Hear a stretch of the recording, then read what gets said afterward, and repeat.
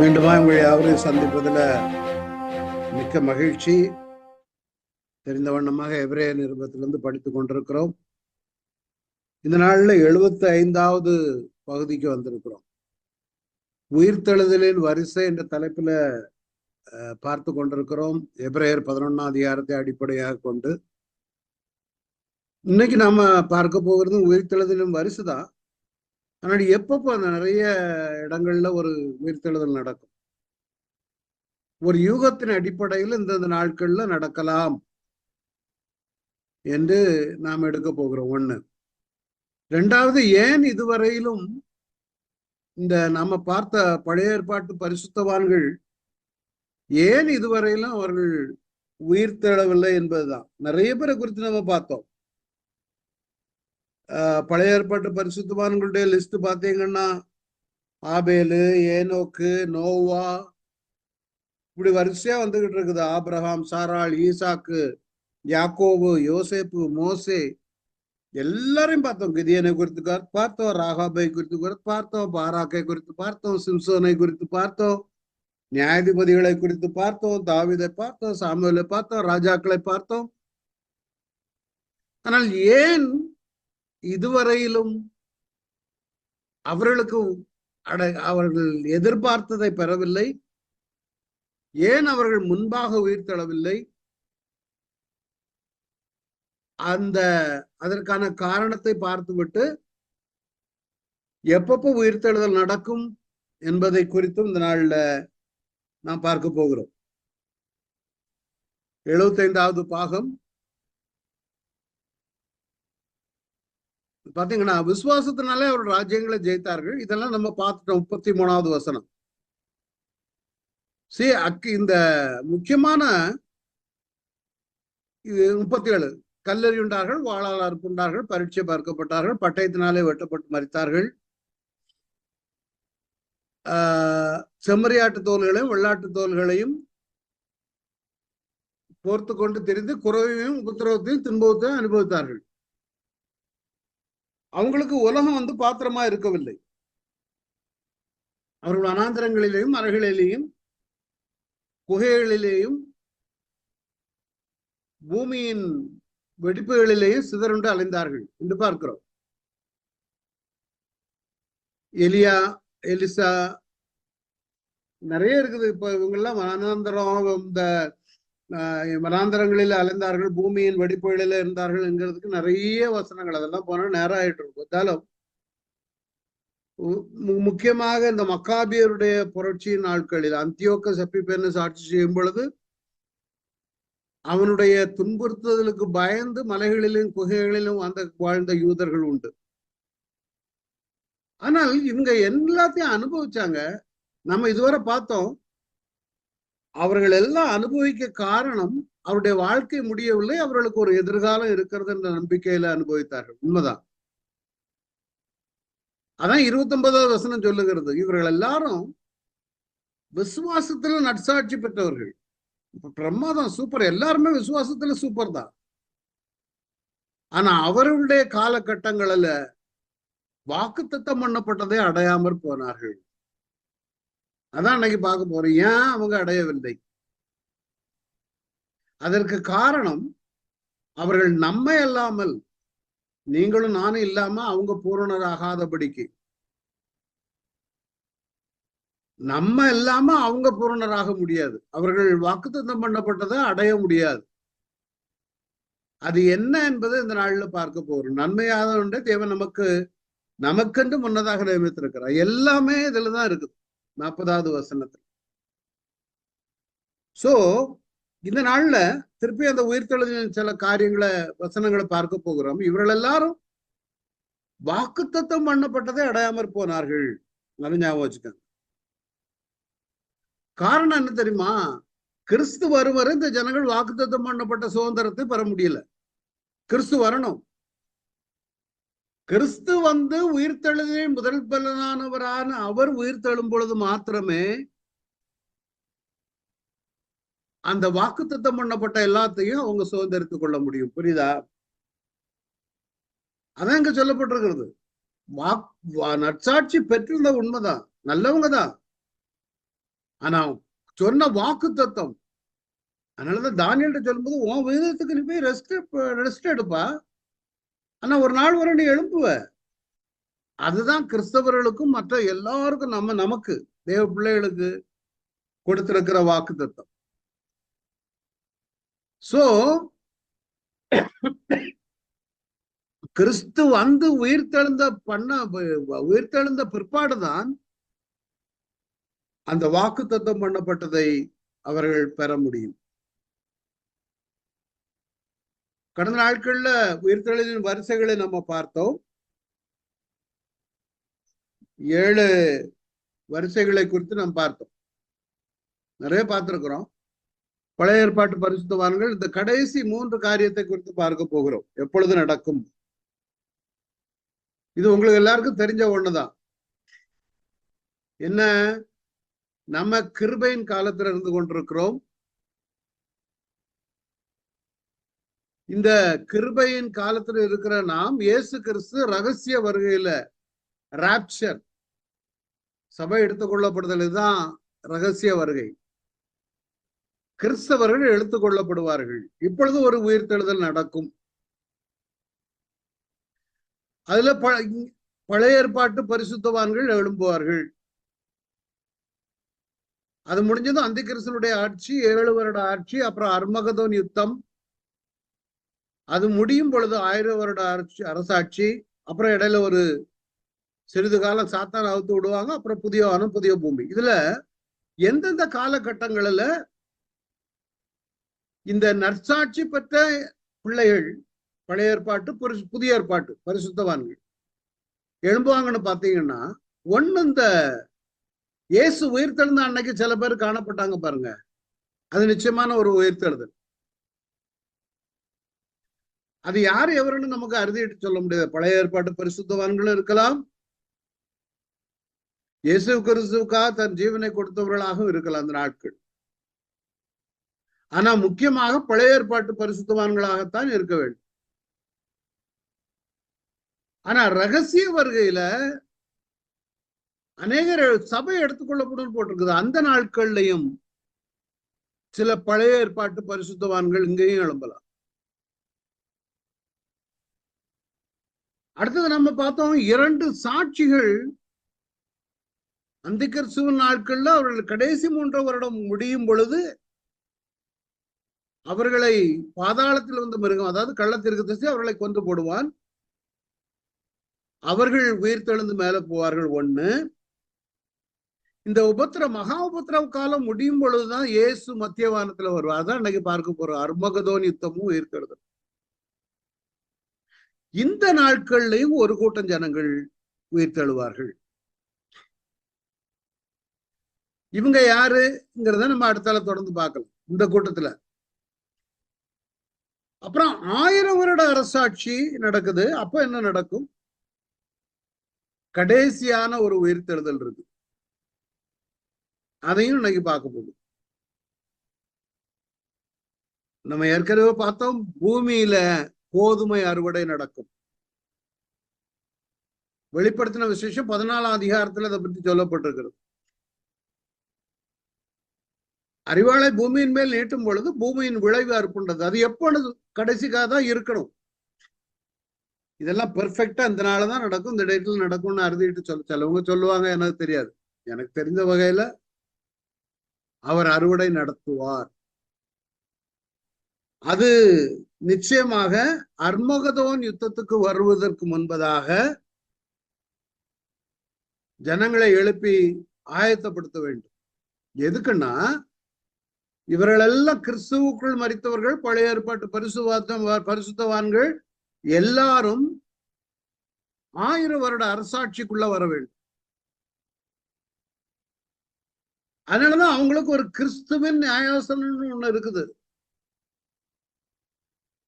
நம்ம முன்னாடி பார்த்திருக்கிறோம், பெமா ஜட்ஜ்மெண்ட் என்று சொல்வார்கள். அந்த கிறிஸ்துவின் நியாயாசனத்திற்கு முன்பதாக யாரு?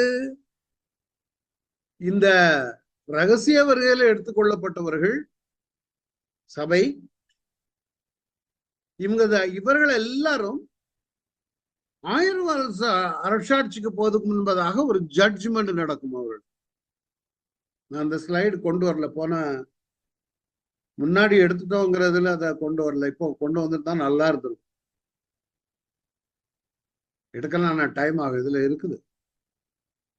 சோ இவர்களை கர்த்தர் சுத்தமான அடுத்த வாரம் காண்பிக்கிறேன். அப்போ இவங்க இவங்க வெள்ளச்சிங்காசன நியாய தீர்ப்பு கடைசி வரக்கூடியது. ஆனா இவங்களை 1000 வருட அரசாட்சி, இந்த பூமியில அறுவடை செய்யக்கூடிய மனிதர்களை 1000 வருட அரசாட்சிக்குள்ள கொண்டு வரணும். அப்ப கொண்டு வரணும்னா அவங்களுக்கு ஒரு நியாய தீர்ப்பை முடிச்சுதான் அவங்க அந்த சீட்ல உட்கார முடியும். அதனால கிறிஸ்துவின் நியாயாசனத்திற்கு முன்பதாக நாம் எல்லாரும் நிற்க வேண்டும். அதுக்கு பிறகு பெமா ஜட்ஜ்மெண்ட் என்று சொல்லுவார்கள். பெமா ஜட்ஜ்மெண்ட் அது ஒயிட் த்ரோன் ஜட்ஜ்மெண்ட்டுக்கு முன்னால உள்ளது. இந்த பெமா ஜட்ஜ்மெண்ட் கொரிந்தியர்ல வருகிறது.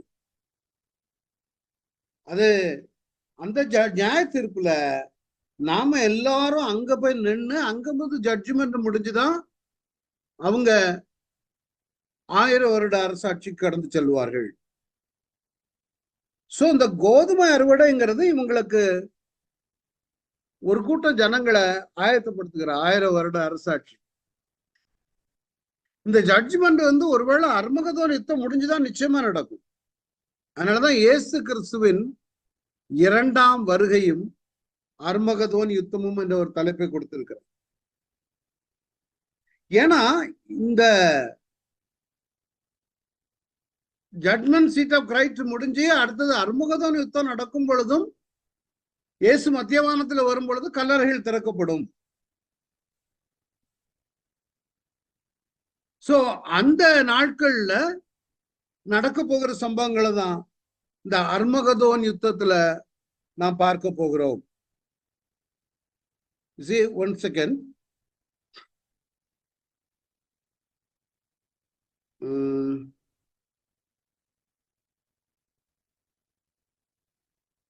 ரெண்டு கொரிந்தியர் 5ஆம் அதிகாரத்துல பாருங்க.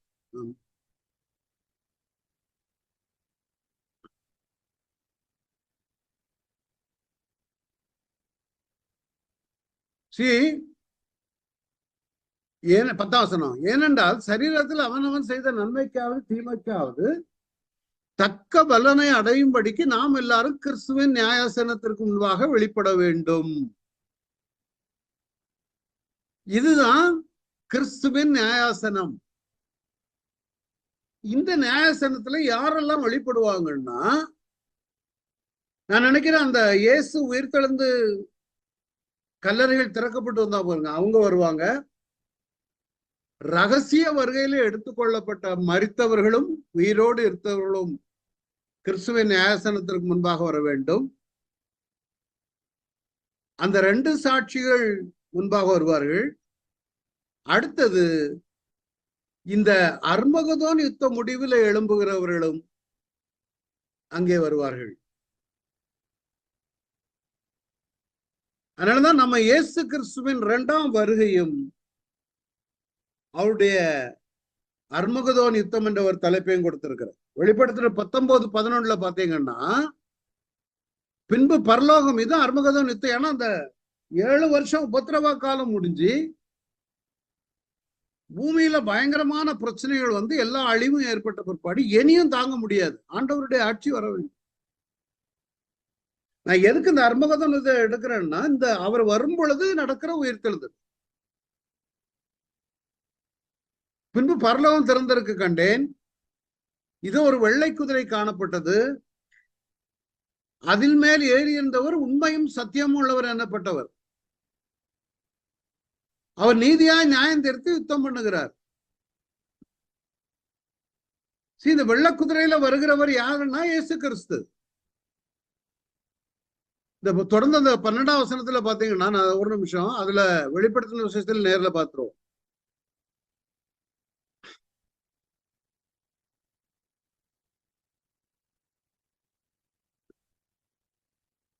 அவருடைய கண்கள் அக்னி ஜுவாலை போல இருந்தன.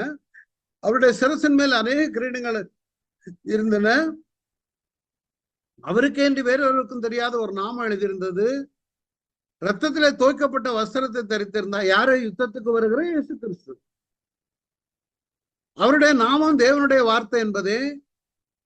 பரலோகத்தில் உள்ள சேனைகள் வெண்மையும் சுத்தமான வெள்ளிய வஸ்திரம் தரித்தவர்களாய் வெள்ளை குதிரைகளில் மேறி அவருக்கு பின் சென்றார்கள். புறஜாதிகளை வெட்டும்படிக்கு அவருடைய வாயிலிருந்து கூர்மையான பட்டயம் புறப்படுகிறது. இது அர்மதகன் யுத்தம். இருப்பு கோலால் அவர்களை அரசாளுவார். அவர் சர்வவல்லமுள்ள தேவனுடைய விக்கிரமாகிய மதுவுள்ள ஆலயம் இருக்கிறார். ராஜாதி ராஜா கர்த்தாதி கர்த்தா என்னும் நாமும் அவருடைய வஸ்திரத்தின் மேலும் அவருடைய தொடையின் மேல் எழுதப்பட்டது. பின்பு ஒரு தூதன் சூரியனில் இருக்க கண்டேன். அவன் வானத்தில் மத்தியில் பறக்கிற சகல பறவைகளென்பார்.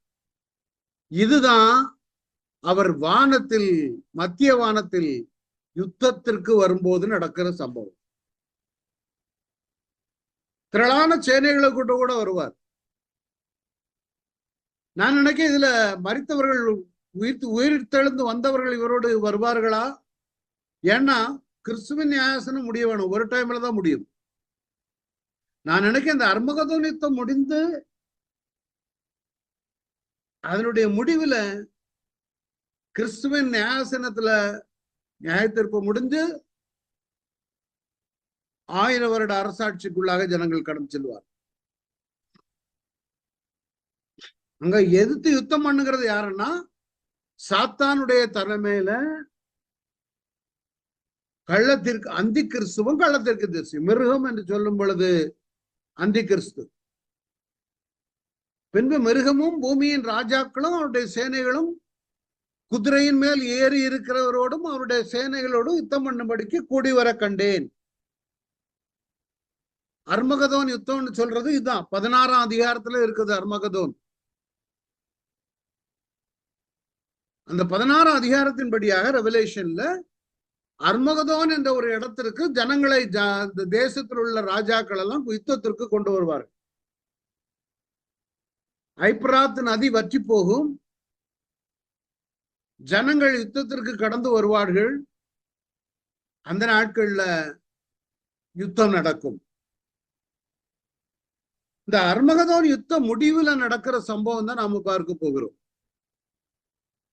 இந்த அர்மகதோன் யுத்த முடிவுல இதுதான் 14ஆம் அதிகாரத்துல நகரத்திற்கு புறம்பே உள்ள அந்த ஆலையிலே. ஏன்னா நிறைய பேர் சாகுறாங்க பாருங்க. இவர்கள் யாருன்னா ரட்சிக்கப்படாதவர்கள். அன்னைக்கு ரத்தம் அப்படி ஓடும். அதனாலதான் சொல்றது திராட்சையை மிதியுங்கள் ஆலையில இருந்து.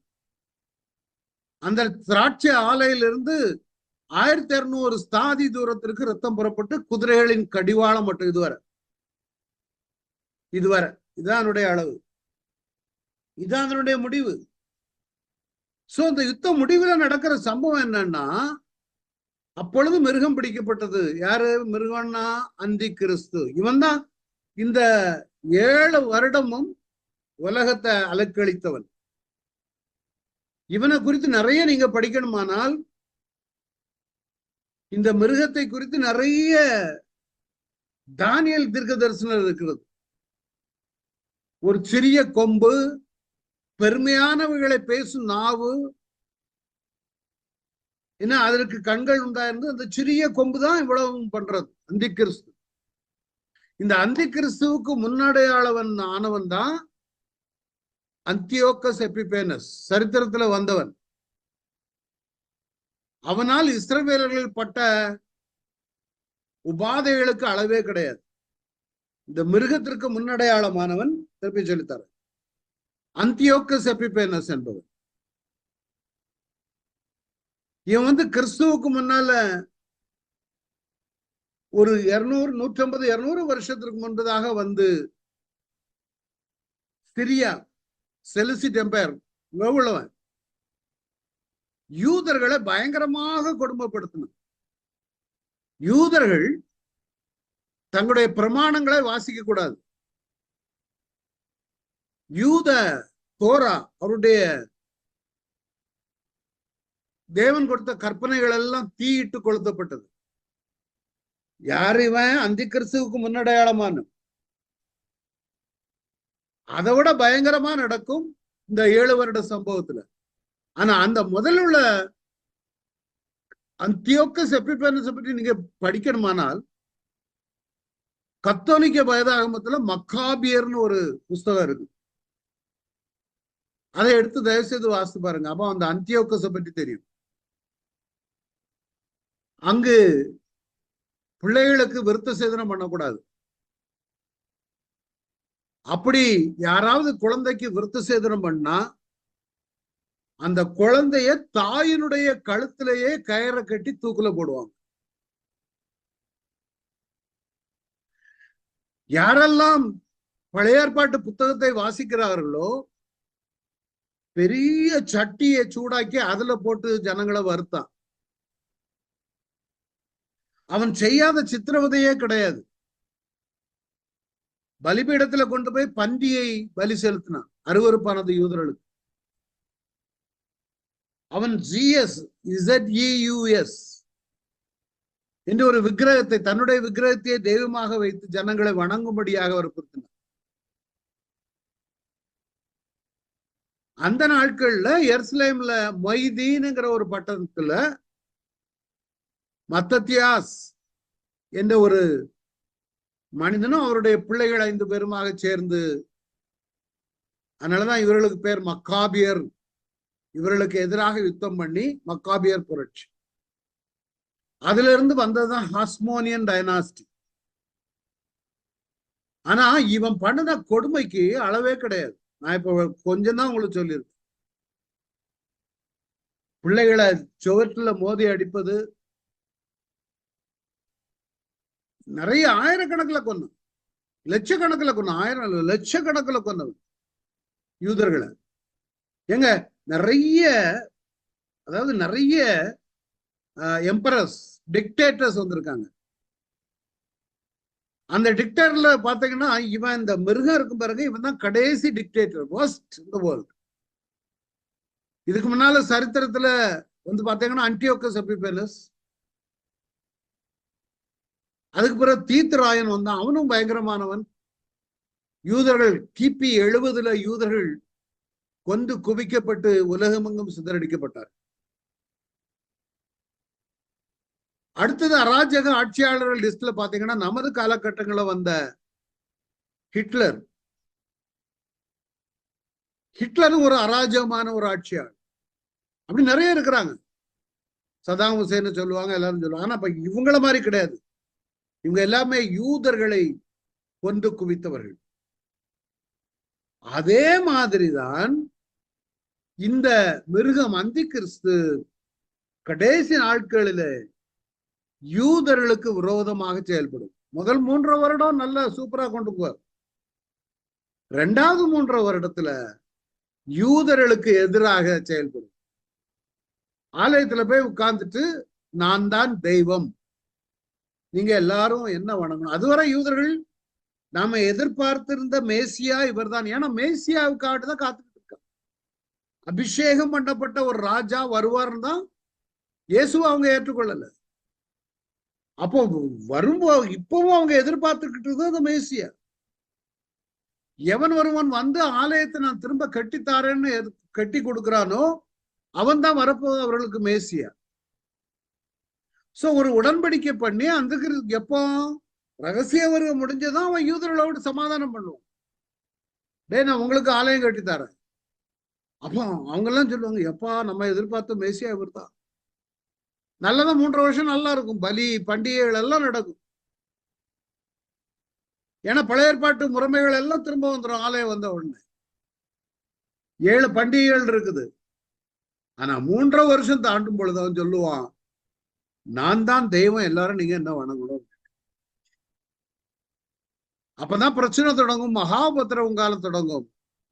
அந்த முடிவுல, ஏன்னா இது அல்டிமேட் என்னன்னா இயேசு கிறிஸ்துவனுடைய ஆட்சி பூமியில வர. அப்பொழுது மிருகம் பிடிக்கப்பட்டது. மிருகத்தின் முன்பாக செய்த அற்புதங்களால் அதன் முத்திரையை தரித்தவர்களையும் அதன் சொரூபத்தை வணங்கினவர்களையும் மோசம் வைக்கிற கள்ள தீர்க்கதரிசி பிடிக்கும். 3 பேர் இருக்காங்க. சாத்தான், அந்த கிறிஸ்து கள்ளத்திற்கு அதுல சாத்தா இப்போ இதுல சொல்லப்படும். ஆனா இந்த யுத்த முடிவுல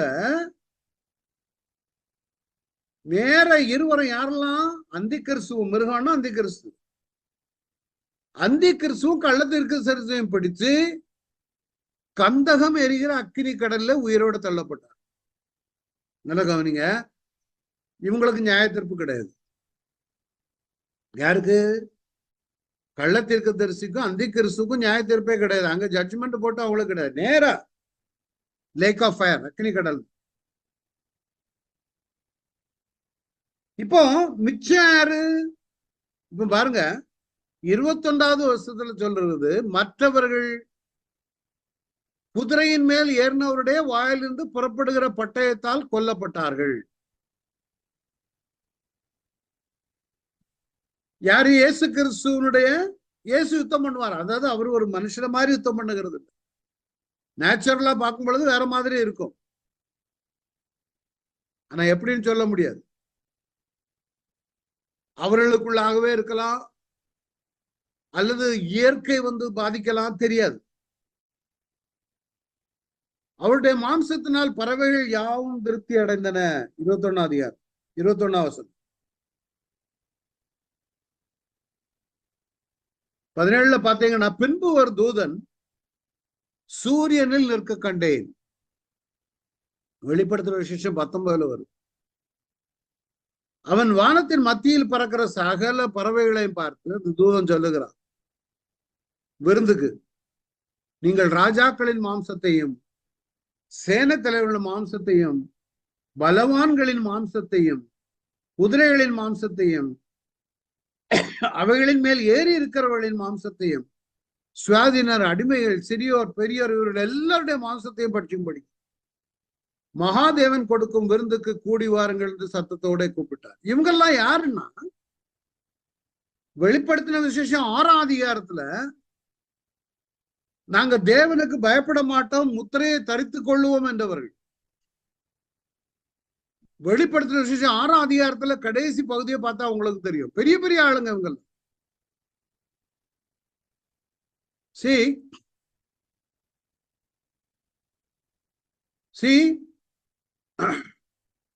வானமும் பூமியும் சுருட்டப்பட்ட புஸ்தகம் போலாகி விலகி போயிட்டு மலைகள் தீவுகள் யாவும் இடங்களை விட்டு அகன்று போயின.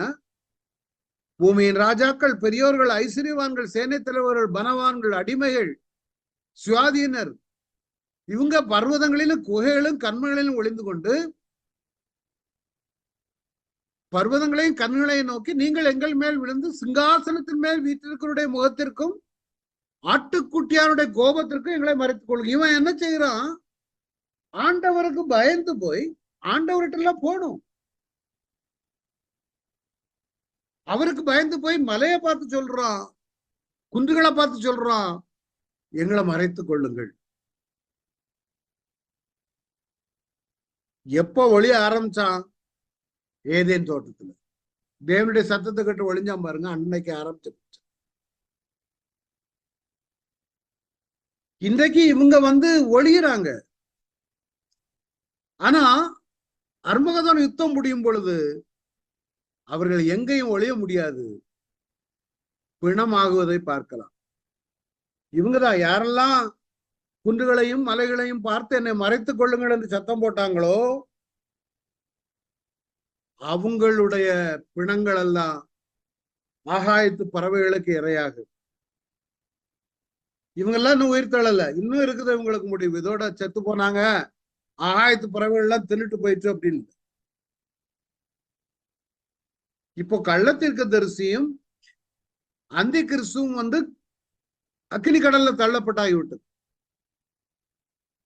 மிச்சம் இருப்பது சாத்தான். மெயின் ஹீரோ அவர் தான். நடக்குது என்னன்னா, 1000 வருட அரசாட்சி துவங்க வேண்டும். 1000 வருட அரசாட்சி துவங்கும் முன்பதாக வெளிப்படுத்தின விசேஷம் 20ஆம் அதிகாரத்துல பாத்தீங்கன்னா, ஒரு தூதன் பாதாளத்தின் திறவுகோலையும் பெரிய சங்கிலியையும் தன் கையிலே பிடித்துக் கொண்டு வானத்திலிருந்து இறங்கி வருகிறான். மேல இருக்கு பாதாளம் ரெடியா இருக்குது. இவன் எதுக்கு மேல இருந்து வர்றான்? கள்ளத்திற்கு தரிசி அந்த கிறிஸ்துவம் முடிஞ்சது. இன்னொன்னு இந்த இடத்துல சொல்ல விரும்புகிறேன், இதை முடிச்சுட்டு வருவோம். ஒரு தூதன் பாதாளத்தின் திறவுகோலையும் பெரிய சங்கிலி கையில திறவுகோல் திறப்பதற்கு ஒரு சங்கிலி வானத்திலிருந்து பிடித்துக் கொண்டு இறங்கி வர கண்டேன். பிசாஸ் என்றும் சாத்தான் என்று சொல்லப்பட்ட பழைய பாம்பாகிய வலு சர்ப்பத்தை அவன் பிடித்து அதை 1000 வருஷம் அளவும் கட்டி வைத்து அந்த 1000 வருஷம் நிறைவேறும் வரைக்கும் அது ஜனங்களை மோசம் போக்காதபடிக்கு, அப்படின்னா 1000 வருஷம் முடியும் பொழுது அவன் ஜனங்களை மோசம் போக்கும். அது ஞாபகம் வச்சுக்க.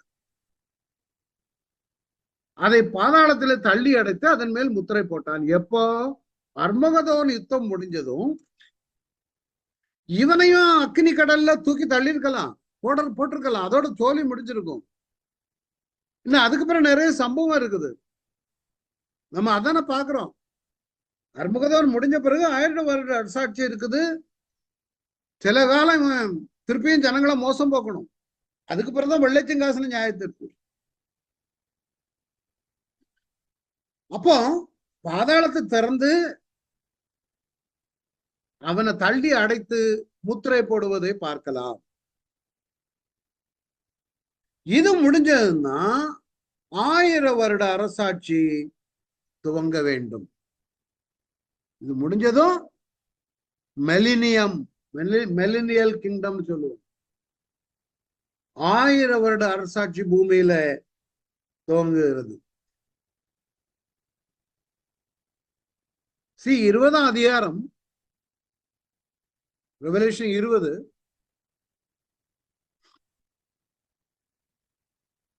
ஒண்ணு பார்த்தோம். 2ஆம் வசனத்தை பாருங்க. 3 அறுப்பு என்பது கொஞ்ச காலம் விடுதலை ஆண்டும் அன்றி நான் சிங்காசனங்களை கண்டேன். இதான் 4வது வசனம். இந்த சிங்காசனம் 1000 வருட அரசாட்சியில அன்றியும் நான் சிங்காசனங்களை கண்டேன், அவைகளின் மேல் உட்கார்ந்தார்கள். யார் உட்கார்ந்தா? நியாய தீர்ப்பு கொடுக்கும்படி அவர்களுக்கு அதிகாரம் அளிக்கப்பட்டது. இவங்க யாரு? நான் இப்ப முதலே சொன்னல, இந்த அர்மகதோன் யுத்த முடிவுல ஒரு கூட்டம் பரிசுத்தவான்கள் எழும்பியிருப்பார்கள். அவர்கள் யாரெல்லாம் இருக்கலாம்னா உபத்திரவ கால பரிசுத்தவான்கள்.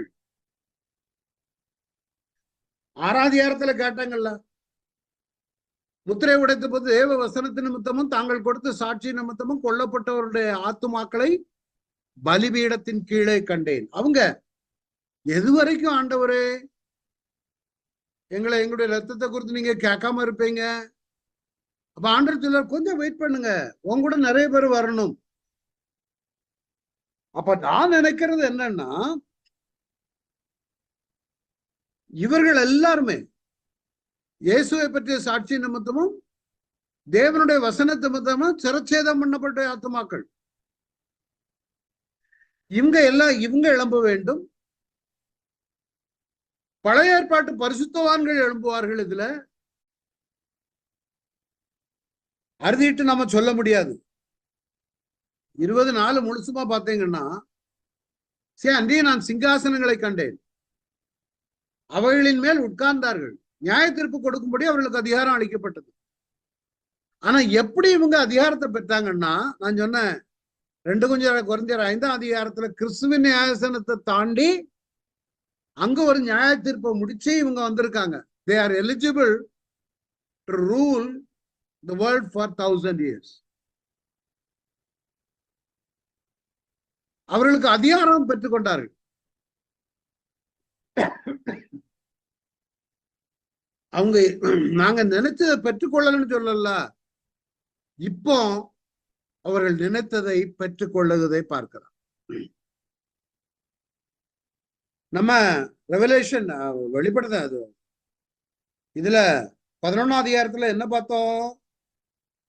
இவங்கெல்லாம் நற்சாட்சி பெற்றார்கள், ஆனா ஒண்ணுமே நடக்கல அவங்களுக்கு. ஆனா இப்பதான் நடக்குது. அது இயேசுவை பற்றிய சாட்சி நிமித்தம் தேவனுடைய வசனத்தை நிமித்தமும் சிரச்சேதம் பண்ணப்பட்ட ஆத்மாக்களையும் மிருகத்தையாவது அது சொர்பத்தையாவது வணங்காமலும் தங்கள் நெற்றியிலும் தங்கள் கையிலும் அதன் முத்திரையை தரித்துக் கொள்ளாமல் இருந்தவர்களையும் கண்டேன்.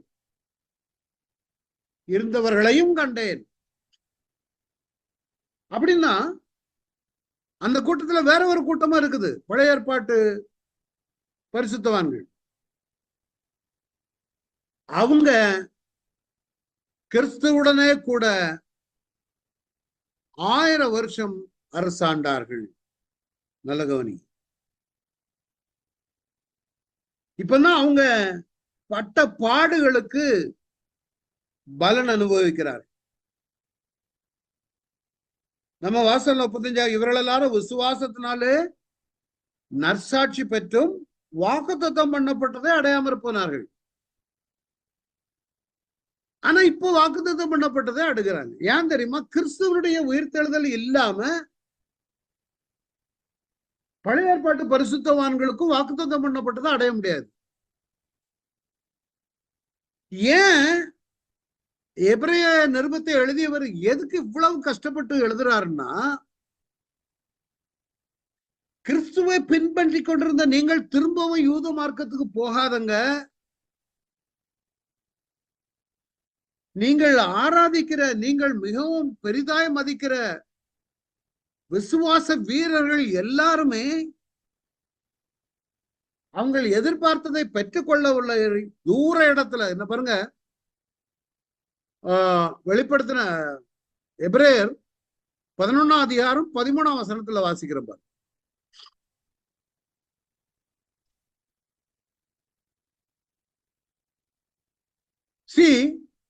இவர்கள் எல்லாரும் வாக்குத்தத்தம் பண்ணப்பட்டவர்களை அடையாமல் தூரத்திலே அவளை கண்டு நம்பி அணைத்து கொண்டு, என்ன நம்பி இருப்பாங்க?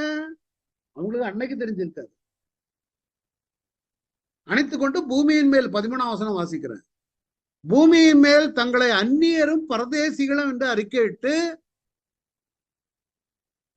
விசுவாசத்தோட மரித்தார்கள். அன்னைக்கு அவங்களுக்கு ஒருவேளை 1000 வருஷ அசாட்சியில வந்து அமருவோம் என்பது அவங்களுக்கு தெரியுமோ தெரியாதோ. ஆனா வாக்குத்தத்தம் பண்ணப்பட்டவர்களை தூரத்துல பார்த்து அணைத்து கொண்டு பெற்றுக்கொள்ளல. அதை எப்போ அவங்க பெற்றுக்கொள்ளுவாங்கன்னா, இயேசுவின் உயிர்த்தெழுதல் வந்தாதான் அது பூரணமாகும். அதான் இதுக்குள்ள சம்பந்தம். இப்படி அறிக்கையிடுகிறவர்கள் சுய தேசத்தை நாடி போகிறோம் என்று தெரியப்படுத்துகிறார்கள். இவங்கெல்லாம் தூர கண்டு அணைச்சிட்டு போனாங்க. தாங்கள் விட்டு வந்த தேசத்தை நினைத்தார்கள். அதற்கு திரும்பி போவதற்கு சமயம் கிடைத்திருக்குமே. ஆபிரகாம் எடுத்துக்காங்களே, ஊர் தேசத்தை விட்டு வந்தார்.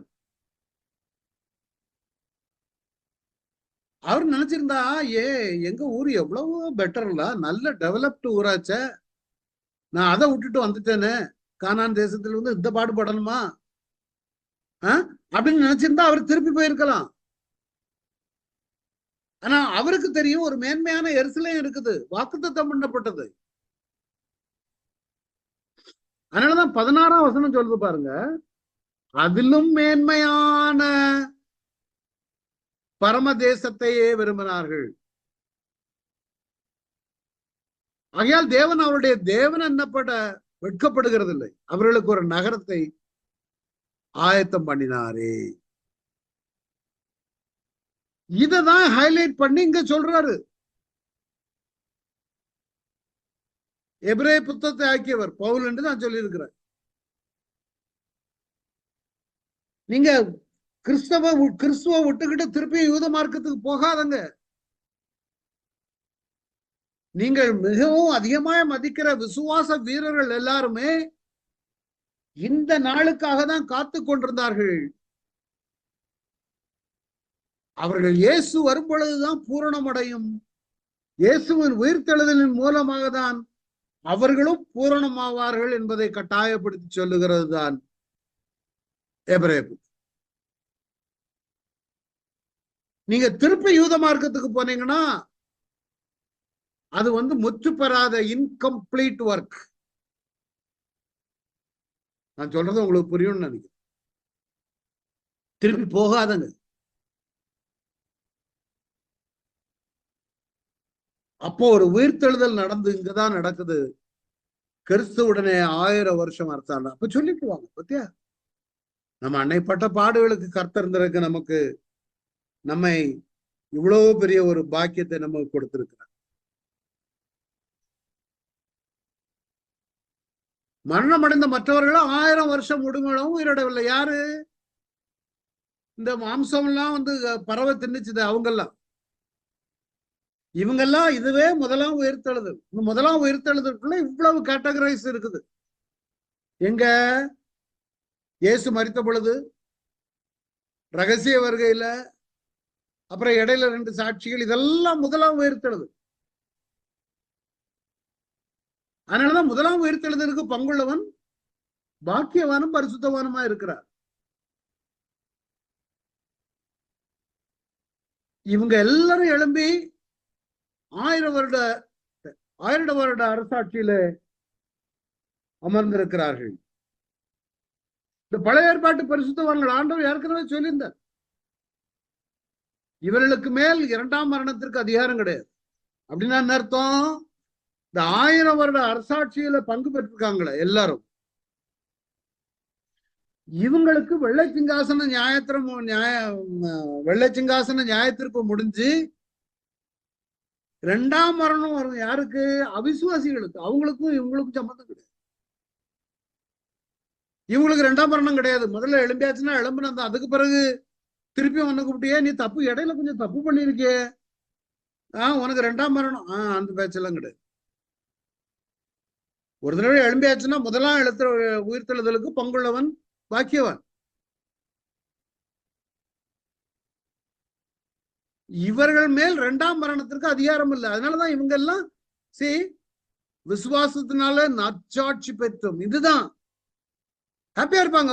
நமக்கு இப்போ 2ஆம் மரணம் கிடையாதுப்பா, நம்ம எழும்பியாச்சு, ஆண்டவர் எழும்பினார், நானும் எழும்பியாச்சு. அதனாலதான் உயிர்த்தெழுந்த கிறிஸ்துவோடு நீங்களும் நானும் இழைக்கப்பட்டோம். சும்மா நான் கிறிஸ்துவ தெரியும், நான் கோயிலுக்கு போவேன், தசம பாகம் கொடுப்பேன், இதுல நீங்களும் நானும் உட்பட்டிருக்க வேண்டும். இவர்கள் தேவனுக்கும் கிறிஸ்துவுக்கும் முன்பாக ஆசீர்வாத இருந்து அவரோட கூட 1000 வருஷம் அரசாளுவார். 1000 வருட அரசாட்சி நடக்கும். கிறிஸ்துவோட உயிர்த்தெழுந்து ஆட்சி செய்வாங்க. அதுதான் முக்கியம். இந்த பழைய ஏற்பாட்டு 5ஆம் இதுல பழைய ஏற்பாட்டு பரிசுத்தவான்கள் ஆண்டவர் சொல்ற பாருங்க, தானியேலுக்கு சொல்றாரு, உன் ஜனத்தின் புத்திரருக்காக நிற்கிற பெரிய அதிபதி ஆகிய மிகாவேல் அக்காலத்தில் எழும்புவார். யாதொரு ஜாதியாரும் தோன்றது முதல் அக்காலம் மட்டும் உண்டாயிராத ஆபத்து காலம் வரும். அதுதான் 7 வருட ஆபத்து காலம். அக்காலத்திலே புஸ்தகத்திலே எழுதியிருக்கிறவர்களாக காணப்படுகிற உன் ஜனங்கள் அனைவரும் விடுவிக்கப்படுவார்கள். ஜீவ புஸ்தகத்துல உடையவர்கள். இவ யாக்கோபின் இக்கட்டு காலம் முடியும். பூமியின் தூளிலே நித்திரை பண்ணுகிறவர்களாகிய அநேகர்கள் சிலர் நித்திய ஜீவனுக்கு, இதுல 2 இருக்குது. இந்த நித்திய ஜீவனுக்குங்கிறது எப்படின்னா, எப்போன்னா அர்முகதோனித்த கடைசியில அல்லது அதுக்கு முன்னால எப்போது ஒண்ணுல, அதாவது முதலாம் உயர்த்துறது. அடுத்தது 2வது, சில 1000 வருட அரசாட்சி முடிஞ்சு சில காலம் சத்ரு விடுதலையாக்கப்பட்டு கடைசி வெள்ளை சிங்காசன நியாயத்திற்கு வரும் பாருங்க, அதுலதான் நித்திய நிந்தைக்கும் இகழ்ச்சிக்கும் விழித்து எழுந்திருப்பார்கள். எசேக்கியேல்ல இருக்குது, ஜனங்களே நான் உங்கள் பிரேத குழிகளை திறந்து உங்கள் பிரேத குழிகளில் இருந்து வெளிப்பட பண்ணும்போது நான் கர்த்தர் என்று அறிந்து கொள்ளுவீர்கள். என் ஆவி உங்களுக்குள்ள, கிறிஸ்துவ உயிரோடு எழுப்புன ஆவி அவர்களுக்குள்ளாக இருக்கும். அந்த ஆவிதான் இவர்களை எழுப்பு. நான் போன வாரமே எடுத்தேன். அதாவது எருசலேம்ல mount Herzl, HERTZEL, mount Herzl. இந்த ஹெர்சல்ங்கிறவர் தான் சியோனிய சங்கத்தை உருவாக்கி இந்த இஸ்ரவேல் தேசம் உருவாகுவதற்கு முக்கிய காரணமானது. அவர் சொன்னார், நான் மரித்தால் என்னுடைய சரீரம் எருசலேமிலே அடக்கம் பண்ணப்பட வேண்டும். அதனால நிறைய பழைய ஏற்பாட்டு நிறைய யூதர்கள் வெளிநாடுகள்ல மரித்தவர்கள் இஸ்ரேல்ல கொண்டு வந்து புதைக்கிறாங்க. பிரேத குழியிலிருந்து வெளிப்பட பண்ணும்போது அதாங்க விசுவாசம். தூர பார்த்து அணைத்து கொண்டு எழும்புவோம். யோசிப்பு சொன்னான். யோசிப்பு என்ன சொன்னாப்புல, என் எலும்பை நீங்க கொண்டு போங்க. எகிப்துல இருந்து இஸ்ரேலுக்கு கொண்டு வந்தாங்களா இல்லையா? அதான் அவங்க எல்லாமே தூரம் அணைத்து கொண்டு அவங்க எல்லாருமே அதை விசுவாசித்தார்கள். கர்த்தர் எழுப்புவார், ஒரு நாள் வருகிறது. அதனாலதான் என் ஆவியை உங்களுக்குள்ள வைப்பேன். இந்த ஆவி நமக்குள்ள இல்லைன்னா நாம முதல்ல எழும்ப மாட்டோம். கடைசி நித்திய நிந்தைக்கு எழுப்புவார் தான். ஒண்ணு நித்திய ஜீவனுக்கா இருக்கணும், அல்லது நித்திய நிந்தைக்கு எழும்புவர்களாக இருக்க வேண்டும். நீங்கள் உயிரடைவீர்கள், நான் உங்களை உங்கள் தேசத்தில் வைப்பேன், அப்பொழுது நான் கர்த்தர் என்று அறிந்து கொள்வீர்கள். இதை சொன்னேன், இதை செய்வேன் என்று கர்த்தர் உரைக்கிறார். இதுல 2 தீர்க்க தரிசனம் இருக்குது. அவங்க நினைச்சாங்க எசேக்கியேல் தீர்க்க தரிசனம் சிறைப்பட்டு பாபிலோன்ல இருக்கும் பொழுது கொடுக்கப்பட்ட தீர்க்க தரிசனம். அவங்களுடைய நம்பிக்கை என்ன? முடிஞ்சது, 70 வருஷம் எங்க கிடக்கு, 70 வருஷத்துல பிறகு நடக்குமோ நடக்காதோ. ஆனா தானியலுக்கு நம்பிக்கை இருந்துச்சு. அதனாலதான் தானியல் ஜெபிக்கிறான். 9ஆம் அதிகாரம். எரேமியா தீர்க்கதரிசியின் மூலம் சொன்னது, 70 வருஷம் ஆயிட்டு ஆண்டவரே, எங்களை எப்போ கொண்டு போவீர்? அவருக்கு இல்ல, அவர் போகல தெரியுமா? அவர் எருசலேம் போகல. அதுதான் அவங்க அவர் அங்கதான் மரித்து அடக்கம் பண்ணப்பட்டார். அவங்க எல்லாருமே தூரத்துல கண்டு அணைத்து கொண்டு, அதுதான் நம்முடைய வாழ்க்கையும் அப்படிதான் இருக்குங்க, தூரத்துல கண்டு அணைத்து. இப்ப ஆபிரகாம், ஈசாக்கு, யாக்கோபு எல்லாருமே தூரத்துல பிள்ளைகளை பார்த்தாங்க. ஆபிரகாம், எனக்கு ஒரு ஈசாக்குன்னு ஒரு மகன் வருவான், அவன் தேவனுக்கு பயந்தவனாக வருவான். யாக்கோபு வருவான், அவன் தேவனுக்கு பயந்தவனாக வருவான். அதான் விசுவாசம். நமக்கு அப்படித்தான் இருக்கணும். நம்முடைய பிள்ளைகள் நம்முடைய சந்ததியார்கள் வாக்குத்தத்தம் பண்ணப்பட்ட பிள்ளைகளாக இருக்க வேண்டும். தானியேல் போகலையே, அங்கதானே இருந்தாரு. பட் தூரம் அணைத்து கொண்டு. புரியுதா அந்த விசுவாசத்தினுடைய அர்த்தம்? அது எப்ப பூர்ணம் அடையும்னா இயேசு கிறிஸ்துனுடைய உயிர்த்தெழுதல் தான் பூரணமாகும். அந்த அளவுக்கு துல்லியமா அன்னைக்கு அவர்களுக்கு தெரியாது. அதை துல்லியப்படுத்தி எழுதுகிறது தான் இந்த எபிரேய புத்தகம். அவ்வளவு கிளியரா இருக்குது. இயேசு உயிர்த்தெழுந்தாதான் பூரணமாகும் இவர்கள் எதிர்பார்த்திருந்த காரியம். ஆனா இப்போ அடுத்தது வெள்ளை சிங்காசன நியாயத்தீர்ப்பு. ஆனா இந்த வெள்ளை சிங்காசன நியாயத்தீர்ப்பு 1000 வருட அரசாட்சி நடக்குது. அந்த காலகட்டங்கள ஒரு கூட்டம் ஜனங்கள் எல்லாருமே 100% பிலீவரா இருப்பாங்கன்னு சொல்ல முடியாது. இப்படி இருக்கலாம், அப்படி இருக்கலாம், தெரியாது. நமக்கு தெரியாது, எனக்கு தெரியாது. உங்களுக்கு யாராவது தெரிஞ்சுமானா ஒண்ணு கெஸ் பண்ணி சொல்லுங்க. ஆனால் வெள்ளை சிங்காசன நியாயத்தீர்ப்புக்கு முன்னால 1000 வருட அரசாட்சி முடியும் பொழுது நான் நினைக்கிறேன் 1000 வருட அரசாட்சியில பாவம் அவ்வளவு இருக்காது. இந்த காலத்துல அவிழ்த்து விட்டு ஆடுகிறது போல அன்னைக்கு இருக்காது. அப்படியே இருக்கும், நல்ல ஆட்சி நடக்கும். ஓரளவுக்கு ஜனங்கள் ஆண்டவருக்கு பயந்து நல்லபடியா இருப்பாங்க. கொஞ்சம் வீக்கும் இருக்கலாம், ஆனா வெளியே தெரியாது. ஏன்னா சாத்தான் இல்ல, கள்ள தீர்க்கதரிசி இல்ல, அந்தி கிறிஸ்து இல்ல. அதனால அவங்கள பலவீனப்படுத்துறதுக்கு யாரும் கிடையாது. ஆனா ஏன் இப்படி வைத்தாரு எனக்கு தெரியும், ஆண்டவர்ட்ட தான் கேட்கும். சோ அதுக்கு முன்னால நடக்கிற சம்பவம் என்னன்னா, அந்த 1000 வருஷம் முடியும் போது சாத்தான் தன் காவலிலிருந்து விடுதலை ஆகி இப்போ அவர் தனியா தான் இருக்காரு. அவருக்கு சபார்டினேட் எல்லாம் பாதாளத்துல தள்ளியாச்சு. பாதாளத்துல இல்ல, அக்கினி கடல். இப்பதான் பூமியின் 4 திசைகளிலும் உள்ள ஜாதிகளாகிய கோகையும் மாகோகையும் மோசம் போக்கும்படிக்கும் அவர்களை யுத்தத்திற்கு கூட்டிக் கொள்ளும்படிக்கும் புறப்படுவான். அவருடைய தொகை கடற்கரை மணலத்தனையா இருக்கும். அப்படின்னா பின்னும் ஒரு கூட்ட ஜனம் நித்திய நிந்தைக்கு மறிக்க போகிறார்கள். பின்னும் ஒரு கூட்ட ஜனம் தேவனுக்கு எதிராக செயல்பட போகாதான் அந்த வசனம் காட்டு. ஏன் எனக்கு தெரியாது. அவர்கள் பூமி எங்கும் பரம்பி பரிசுத்தவான்களுடைய பாளையத்தையும் பிரியமான நகரத்தையும் அடைந்து கொண்டார்கள். இப்போ ஒரு யுத்தம். முதல்ல அர்மகதோன் யுத்தம். நிறைய பேர் எழும்பி 1000 வருட அரசாட்சிக்கு வந்தாச்சு. கிறிஸ்துவின் நியாயாசனத்தை முடிச்சு 1000 வருட அரசாட்சிக்கு வந்தாச்சு. திருப்பி அந்த கிறிஸ்து திருப்பியும் சாத்தான் விடுதலையாக்கப்படுகிறான். அவன் பரிசுத்தவானுடைய பாளையத்தையும் நகரத்தையும் அடைந்து கொள்ளுகிறான். இப்ப வானத்திலிருந்து அக்கினி இறங்கி அவர்களை பற்றி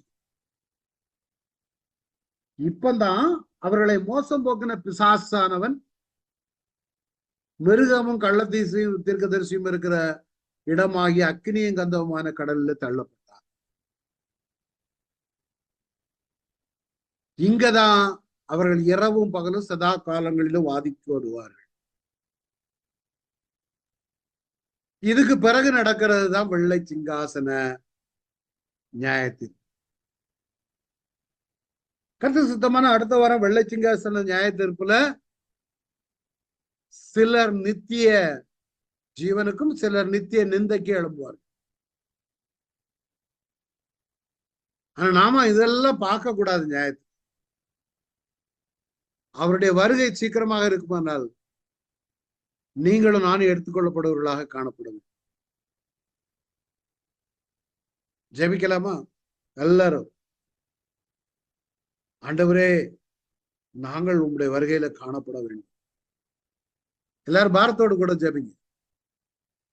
நாங்களும் விடுபட்டு போகக்கூடாது. ஆண்டு இங்க வந்திருக்கிற ஒரு ஆத்தும் குழம்பும் பின் வைப்பதில்லை என்ற வேண்டும். ஒவ்வொருவரையும் ஆசீர்வதிக்க வேண்டுமா ஜெபிக்க. இவர்கள் ஒவ்வொருவரும் பேர் பேராய் நான் ஜெபிக்கிறேன். ஆண்டவர் உங்களுடைய வருகையில இவர்கள் ஒவ்வொருவரும் காணப்பட வேண்டுமா ஜெபிக்க. Thank you Lord. இவர்கள் ஆசீர்வதி. தேவ கிருபை இவர்களோடு இருக்கட்டும். இவருடைய பிரச்சனைகள், அநேருக்கு பிரச்சனைகள் உண்டு. வியாதி பிரச்சனைகள் இருக்கிறார். வேலையில பிரச்சனைகள் இருக்கிறாங்க. பிள்ளைகள் நிமித்த பிரச்சனைகள் இருக்கலாம். இவர்களுக்கு ஒரு விடுதலை கொடுங்க. நீ விடுதலை கொடுக்கிற ஆண்டவர். நாங்கள் உயிர்த்தெழுந்து பழைய ஏற்பாட்டு பரிசுத்தவான்களுக்கு உயிர்த்தெழுதலை குறித்து அவ்வளவா தெரியாது. ஆனா எங்களுக்கு உயிர்த்தெழுதல் தெரியும். நாங்கள் கிறிஸ்துவோடு உயிர்த்தெழுந்தவானபடினால உங்களுடைய அரசாட்சியில நாங்களும் காணப்படுவோம் என்ற நம்பிக்கையோடு இந்த நாளில் மாலையில இந்த பைபிள் ஸ்டடியை முடுக்கிற ஐயா, ஆசீர்வதிங்க ஐயா. தேவ கிருபை, தேவ சமாதானம் இவர்கள் ஒவ்வொருவரோடு இருக்கட்டும். அவனுடைய நேரத்தை செலவழித்த இவர்களுக்கு தக்கதான பலனை கொடுங்க. இயேசுவின் நாமத்தில் இவர்கள் ஆசீர்வதி. தேவ கிருபை, தேவ சமாதானம் இவர்கள் ஒவ்வொருவரோடு கூட ஆளுகை செய். இந்த இயேசுவின் மூலம் பிதாவே, ஆமென். என் ஆத்மாவே கர்த்தரை என் முழு உள்ளமே பரிசுத்தம். என் ஆத்மாவே கர்த்தரை கர்த்தர் செய்த சகல பாரங்களையும்